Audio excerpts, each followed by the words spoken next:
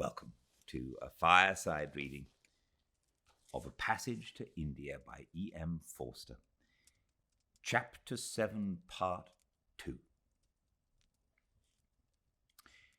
The old lady accepted. She still thought the young doctor excessively nice. Moreover, a new feeling, half languor, half excitement, bade her turn down any fresh path.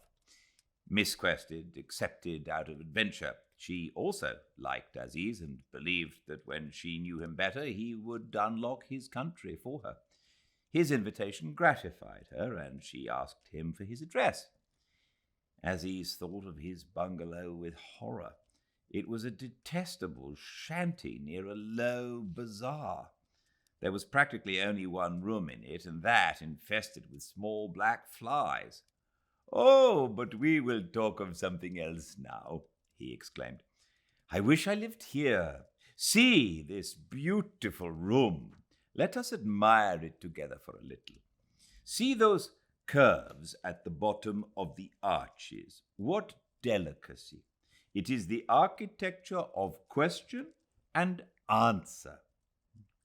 Mrs. Moore, you are in India. I am not joking." The room inspired him.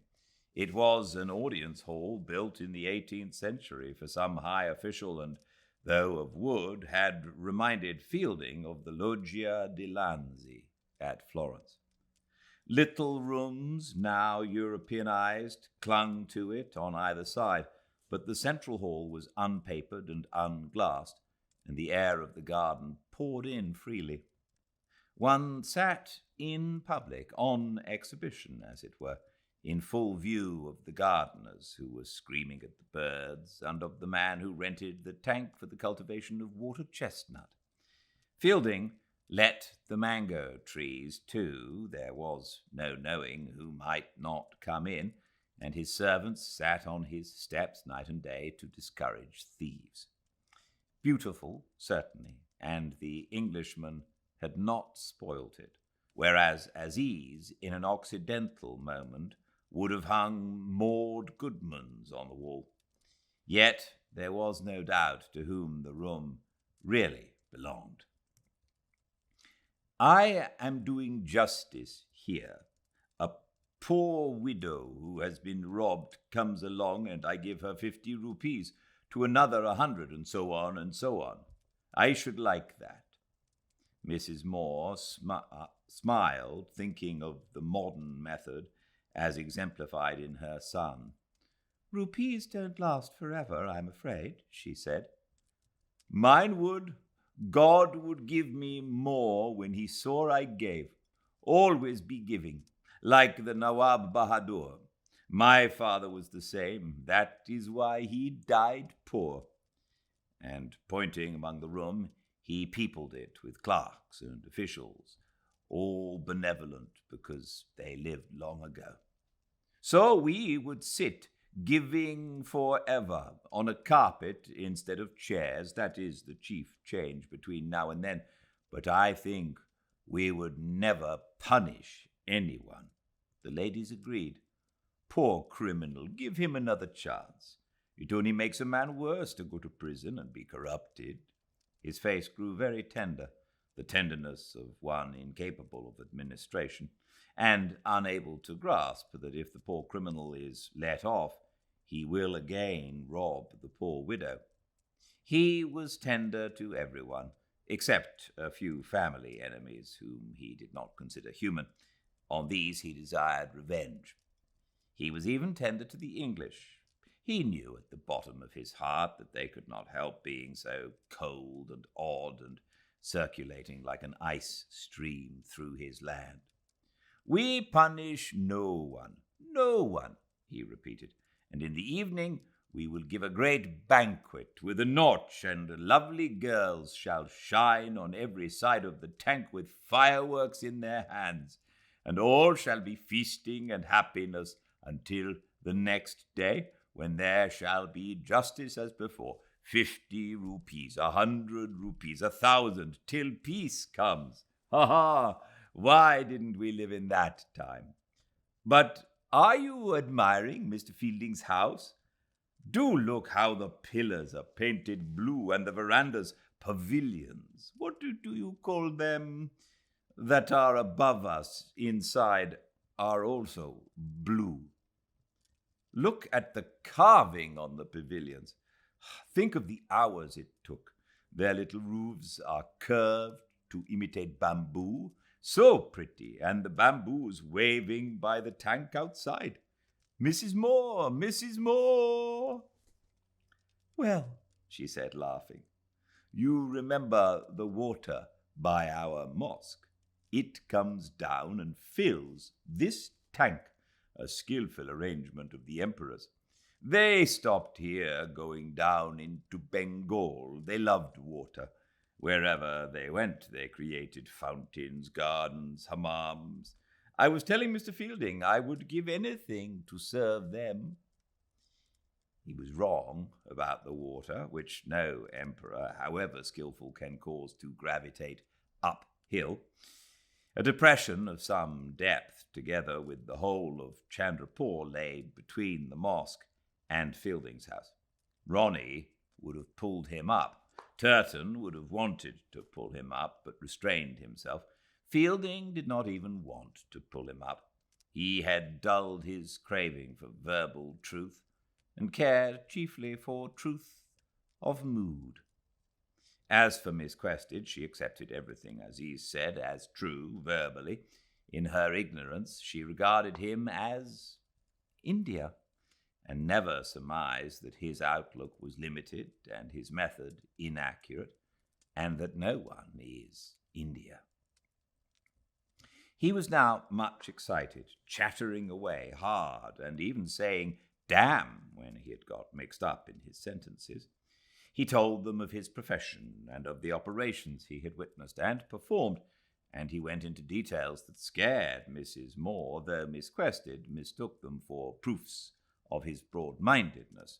She had heard such talk at home in advanced academic circles, deliberately free. She supposed him to be emancipated as well as reliable, and placed him on a pinnacle which he could not retain. He was high enough for the moment, to be sure, but not on any pinnacle. Wings bore him up, and flagging would deposit him. The arrival of Professor Godbole quieted him somewhat, but it remained his afternoon. The Brahmin, polite and enigmatic, did not impede his eloquence, and even applauded it. He took his tea at a little distance from the outcasts, from a low table placed slightly behind him, to which he stretched back and, as it were, encountered food by accident. All feigned indifference to Professor Godbole's tea. He was elderly and wizen, with a grey moustache and grey blue eyes, and his complexion was as fair as a European's. He wore a turban that looked like pale purple macaroni, coat, waistcoat, dhoti, socks, and clocks. The clocks matched the turban, and his whole appearance suggested harmony, as if he had reconciled the products of East and West, mental as well as physical, and could never be discomposed. The ladies were interested in him, and hoped that he would supplement Dr. Aziz by saying something about religion. But he only ate, and ate, and ate, smiling, never letting his eyes catch sight of his hand. Leaving the Mogul emperors, Aziz turned to topics that could distress no one. He described the ripening of the mangoes, and how in his boyhood he used to run out in the rains to a big mango grove belonging to an uncle and gorge there. Then back with water streaming over you, and perhaps rather a pain inside, but I did not mind. All my friends were paining with me. We have a proverb in Urdu: what does unhappiness matter when we are all unhappy together? Which comes in conveniently after mangoes. Miss Quested, do wait for mangoes. Why not settle altogether in India? I'm afraid I can't do that, said Adela. She made the remark without thinking what it meant. To her, as to the three men, it seemed in key with the rest of the conversation, and not for several minutes, indeed not for half an hour, did she realize that it was an important remark, and ought to have been made in the first place to Ronnie. Visitors like you are too rare. They are, indeed, said Professor Godbole. Such affability is seldom seen. But what can we offer to detain them? Mangoes! Mangoes! They laughed. Even mangoes can be got in England now, put in Fielding. They ship them in ice-cold rooms. You can make India in England, apparently, just as you can make England in India. Frightfully expensive in both cases, said the girl. I suppose so. And nasty. But the host wouldn't allow the conversation to take this heavy turn. He turned to the old lady, who looked flustered and put out, he could not imagine why, and asked about her own plans. She replied that she should like to see over the college. Everyone immediately rose, with the exception of Professor Godbole, who was finishing a banana. Don't you come too, Adela? You dislike institutions. Yes, that is so, said Miss Quested, and sat down again. Aziz hesitated. His audience was splitting up. The more familiar half was going, but the more attentive remained. Reflecting that it was an unconventional afternoon, he stopped. Talk went on as before. Could one offer the visitors unripe mangoes in a fool? I speak now as a doctor. No. Then the old man said, But I will send you up a few healthy sweets. I will give myself that pleasure. Miss Quested, Professor Godbole's sweets are delicious, said Aziz, sadly, for he wanted to send sweets too and had no wife to cook them. They will give you a real Indian treat. Ah, in my poor position, I can give you nothing. I don't know why you say that, when you have so kindly asked us to your house. He thought again of his bungalow with horror. Good heavens, the stupid girl had taken him at his word. What was he to do? Yes, all that is settled, he cried. I invite you all to see me in the Malabar Caves. I shall be delighted. Oh, that is a most magnificent entertainment compared to my poor sweets. But has not Miss Quested visited our caves already? No, I've not even heard of them. Not heard of them? Both cried. The Malabar Caves in the Malabar Hills. We hear nothing interesting up at the club, only tennis and ridiculous gossip. The old man was silent, perhaps feeling that it was unseemly of her to criticize her race, perhaps fearing that if he agreed she would report him for disloyalty. But the young man uttered a rapid, I know. Then tell me everything you will, or I shall never understand India. Are they the hills I sometimes see in the evening? What are these caves? Aziz undertook to explain, but it presently appeared that he had never visited the caves himself, had always been meaning to go, but work or private business had prevented him, and they were so far. Professor Godbole chaffed him pleasantly. My dear young sir, the pot and the kettle. Have you ever heard of that useful proverb? Are they large caves? She asked. No, not large. Do describe them, Professor Godbole. It will be a great honor. He drew up his chair, and an expression of tension came into his face. Taking the cigarette box she offered to him and to Aziz, and lit up herself. After an impressive pause, he said, "There is an entrance in the rock which you enter, and through the entrance is the cave." "Something like the caves at Elephanta?" "Oh, no, not at all. At Elephanta there are sculptures of Siva and Parvati. There are no sculptures at Malabar." "They are immensely holy, no doubt," said Aziz, to help on the narrative. "Oh, no. Oh, no. Still they are ornamented in some way." "Oh, no." "Well, why are they so famous? We all talk of the famous Malabar caves. Perhaps that is our empty brag." "No, no, I should not quite say that." "Describe them to this lady, then. It will be a great pleasure." He forewent the pleasure, and Aziz realized that he was keeping back something about the caves. He realized because he often suffered from similar inhibitions himself.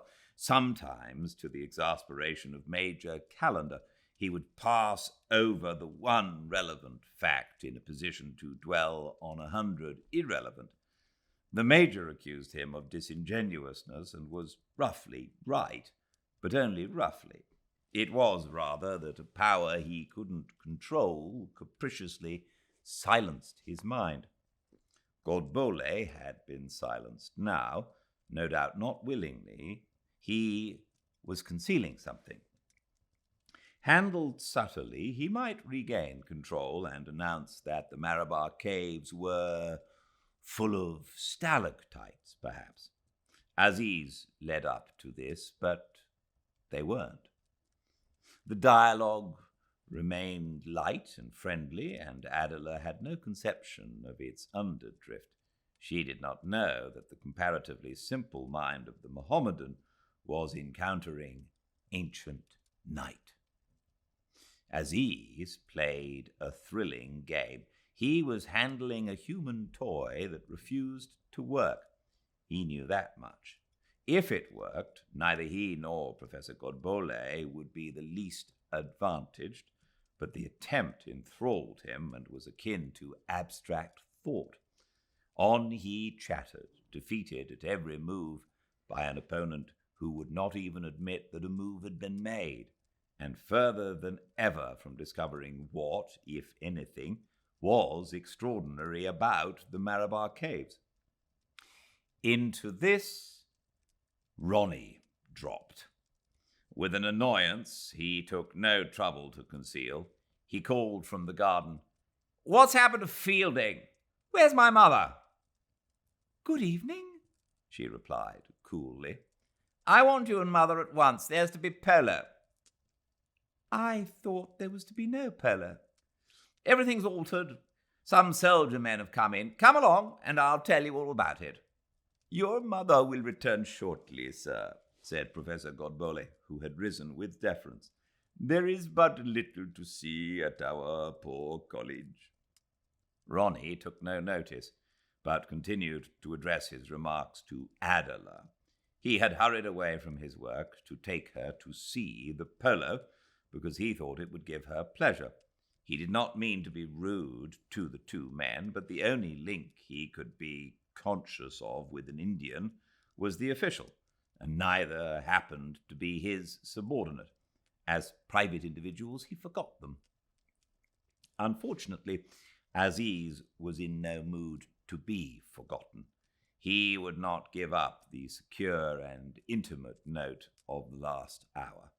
He had not risen with Godbole, and now, offensively friendly, called from his seat, "Come along up and join us, Mr. Hislop. Sit down till your mother turns up." Ronnie replied by ordering one of Fielding's servants to fetch his master at once. "He may not understand that, allow me," Aziz repeated the order idiomatically. Ronnie was tempted to retort. He knew the type. He knew all the types, and this was the spoilt, westernized. But he was a servant of the government. It was his job to avoid incidents, so he said nothing, and ignored the provocation that Aziz continued to offer. Aziz was provocative. Everything he said had an impertinent flavor or jarred. His wings were failing, but he refused to fall without a struggle. He did not mean to be impertinent to Mr. Heaslop, who had never done him harm, but here was an Anglo-Indian who must become a man before comfort could be regained. He did not mean to be greasily confidential to Miss Quested, only to enlist her support, nor to be loud and jolly towards Professor Godbole. A strange quartet, he fluttering to the ground, she puzzled by the sudden ugliness, Ronnie fuming, the Brahmin observing all three, but with downcast eyes and hands folded as if nothing was noticeable. A scene from a play, thought Fielding, who now saw them from the distance across the garden, grouped among the blue pillars of his beautiful hall. "Don't trouble to come, Mother," Ronnie called. "We're just starting." Then he hurried to Fielding, drew him aside, and said with pseudo-heartiness, "I say, old man, do excuse me, but I think perhaps you oughtn't to have left Miss Quested alone." "I'm sorry, what's up?" replied Fielding, also trying to be genial. "Well, I'm the sun-dried bureaucrat, no doubt. Still, I don't like to see an English girl left smoking with two Indians." "She stopped, as she smokes, by her own wish, old man." "Yes, that's all right in England." "I really can't see the harm." "If you can't see it, you can't see it. Can't you see that fellow's a bounder?" Aziz, flamboyant, was patronizing Mrs. Moore. "He isn't a bounder," protested Fielding. "His nerves are on edge, that's all." "What should have upset his precious nerves?" "I don't know. He was all right when I left." "Well, it's nothing I've said," said Ronnie reassuringly. "I never even spoke to him." "Ah, well, come along now and take your ladies away. The catastrophe is over." "Fielding, don't think I'm taking it badly or anything of that sort.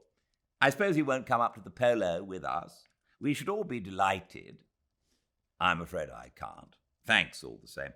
I'm awfully sorry you feel I've been remiss. I didn't mean to be." So the leave-taking began. Everyone was cross or wretched. It was as if irritation exuded from the very soil. Could one have been so petty on a Scotch moor or an Italian Alp? Fielding wondered afterwards. There seemed no reserve of tranquillity to draw upon in India. Either none or else tranquillity swallowed up everything, as it appeared to do for Professor Godbole. Here was Aziz all shoddy and odious, Mrs. Moore and Miss Quested both silly, and he himself and Heaslop both decorous on the surface, but detestable, really, and detesting each other. "Goodbye, Mr. Fielding, and thank you so much. What lovely college buildings." "Goodbye, Mrs. Moore." "Goodbye, Mr. Fielding. Such an interesting afternoon." "Goodbye, Miss Quested." "Goodbye, Dr. Aziz." "Goodbye, Mrs. Moore." "Goodbye, Dr. Aziz." "Goodbye, Miss Quested." He pumped her hand up and down to show that he felt at ease. "You'll jolly well not forget those caves, won't you? I'll fix the whole show up in a jiffy." "Thank you." Inspired by the devil to a final effort, he added, "What a shame you leave India so soon. Oh, do reconsider your decision. Do stay." "Goodbye, Professor Godbole," she continued, suddenly agitated. "It's a shame we never heard you sing." "I may sing now," he replied, and did. His thin voice rose and gave out one sound after another. At times there seemed rhythm, At times there was the illusion of a Western melody, but the ear, baffled repeatedly, soon lost any clue and wandered in a maze of noises, none harsh or unpleasant, none intelligible. It was the song of an unknown bird. Only the servants understood it. They began to whisper to one another. The man who was gathering water chestnut came naked out of the tank, his lips parted with delight, disclosing his scarlet tongue. The sounds continued and ceased after a few moments, as casually as they had begun, apparently half through a bar and upon the subdominant. "Thanks so much. What was that?" asked Fielding. "I will explain in detail.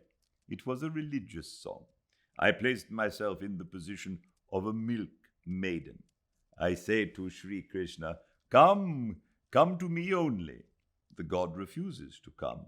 I grow humble and say, 'Do not come to me only. Multiply yourself into 100 Krishnas, and let one go to each of my 100 companions. But one, O Lord of the universe, come to me.' He refuses to come. This is repeated several times. The song is composed in a raga appropriate to the present hour, which is the evening." "But he comes in some other song, I hope," said Mrs. Moore gently. "Oh, no, he refuses to come," repeated Godbole, perhaps not understanding her question.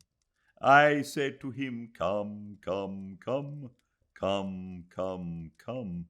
He neglects to come."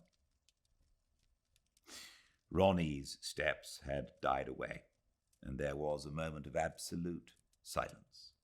No ripple disturbed the water, no leaf stirred.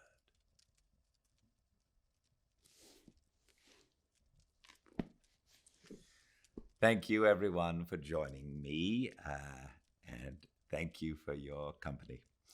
I look forward to seeing you all again tomorrow, same time and place, 5 Pacific at Fireside Reading on Instagram, live. And do check out firesidereading.tv, the new Fireside Reading website, if you would like. But until I see you again, everyone, please stay very well.